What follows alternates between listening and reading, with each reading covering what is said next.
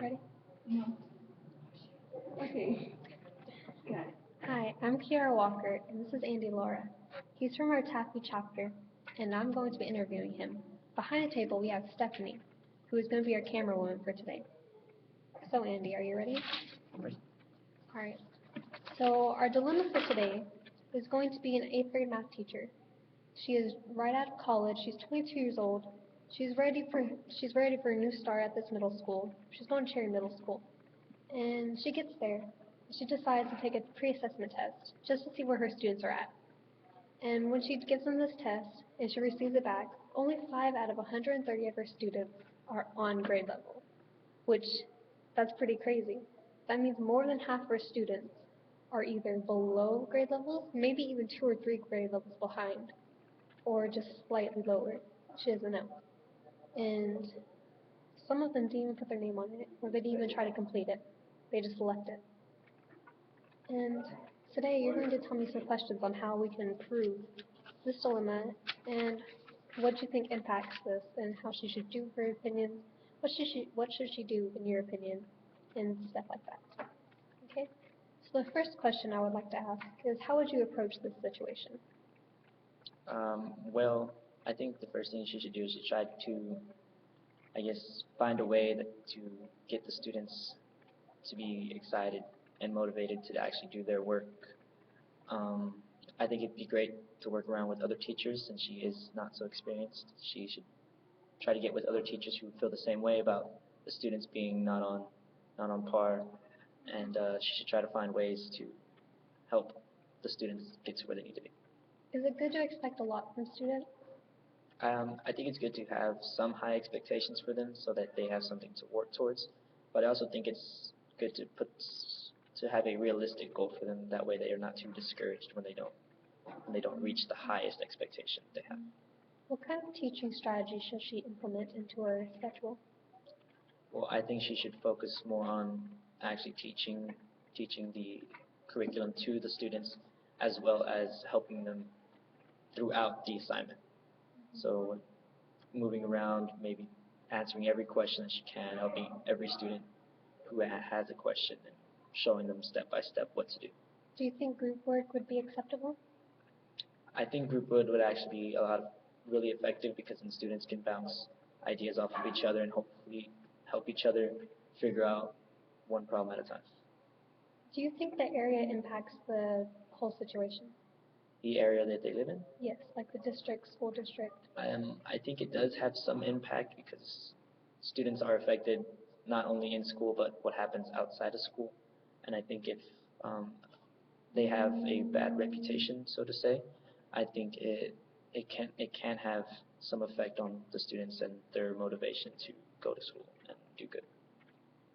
Everyone is capable, but do you think a lack of resources can somewhat diminish their ability to do things? Well, I think yeah, a lack of resources could affect it. I think that maybe if they don't have much access to say computers or stuff like that to where they can do other projects besides math, then I think it does affect how they get stuff done as far as for grades and all that.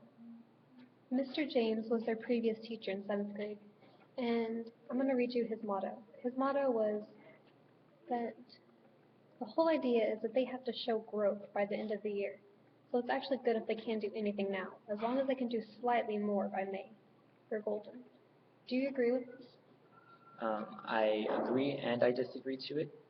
But most I agree because well, you can't. Not every student is gonna succeed as much as you would like them to. But as a teacher, I think your goal should be to get students where they need to be for their next year. And if some students may or may not achieve that goal, and I think that the progress that they do show throughout the year does show that you are doing your job as a teacher. I agree. And who should she reach out to? Like I said earlier, I think she should work with the teachers that they have around there. In 8th grade, most middle schools are 8th grade. They do switch from class to class, and I think that she should work with the other teachers that the students do see to help them figure out a plan to have so that they work together as a whole and not just one teacher attacking all the students. They have multiple teachers. How does lowering expectations hurt a child or make them feel less important? I think having low expectations for them makes them feel as if they can't do anything really good. I think having a high expectation sets in their mind that this person believes in me, this person thinks I can do good, so it gives them a little bit more motivation to actually do good. What other motivation would you use? Well, I would always try to keep a positive attitude, have a fun class environment, not too fun of course, because you still have to get work done, but have a good environment so the kids don't dread coming to class. They actually feel like I can go to class and have fun. What are your thoughts on tutoring? Well, I think tutoring is good. They should have tutoring as much as possible, but some teachers do make tutoring mandatory, and I think that not every student can stay after school to go tutoring or come early. Which, if they do make it mandatory, I think that could affect the grade of the student, and that's not something we want. And I have one more question for you, and that would be, what I want to ask you. Parents and home life. How does that factor into a child's ability to do pretty much anything? Well, I think their home life is the number one motivator for a kid. So if they come from a home where the parents don't really care so much how well they do in school, I think that can affect the motivation that the kid has to go to school because they feel that they don't have to go to school, that their parents think if they don't have to go to school, then they shouldn't. So I think a home life really affects how they perform in school. Thank you, Andy. Thank you for your participation.